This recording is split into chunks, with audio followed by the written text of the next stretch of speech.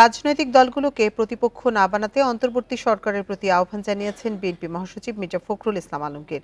শুক্রবার বিকেলে রাজধানীর রমনা ইঞ্জিনিয়ারিং ইনস্টিটিউটে বুদ্ধিজীবী দিবসের আলোচনায় একথা বলেন তিনি।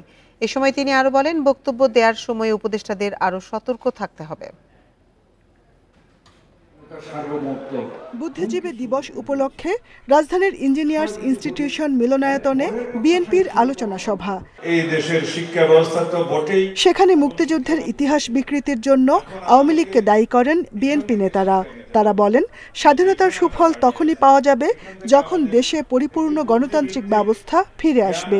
কিভাবে এই জাতিকে একটি সুশিক্ষিত, সমৃদ্ধ, বুদ্ধিভিত্তিক, জ্ঞানভিত্তিক জাতি হিসেবে গঠন করতে পারি, সেই জন্য আমাদের যথেষ্ট প্রকল্প হাতে নিতে হবে, সেই জন্য যথেষ্টভাবে আমাদের কর্মসূচি নিতে হবে এবং আগামী দিনে ইনশাআল্লাহ আমরা সেটাকে চ্যালেঞ্জ হিসেবে নিয়ে যাতে এই জাতিকে একটি শক্তিশালী জাতি হিসেবে নির্মাণ করতে পারি, সেই শপথটা আমরা আজকে নেই।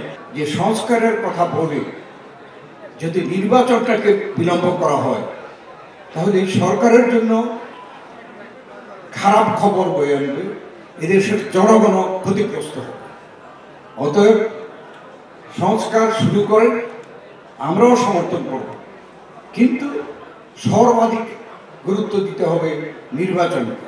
মহান মুক্তিযুদ্ধকে পেছনে ফেলার ষড়যন্ত্র চলছে বলে শঙ্কা প্রকাশ করেন বিএনপি মহাসচিব। উপদেষ্টাদের বক্তব্যের প্রসঙ্গ টেনে তিনি বলেন, রাজনৈতিক দলগুলোকে প্রতিপক্ষ বানাবেন না। রাজনৈতিক দলগুলো অন্তর্বর্তীকালীন সরকারকে ব্যর্থ করার জন্য কাজ করছে, এটা অত্যন্ত মারাত্মক একটা অভিযোগ।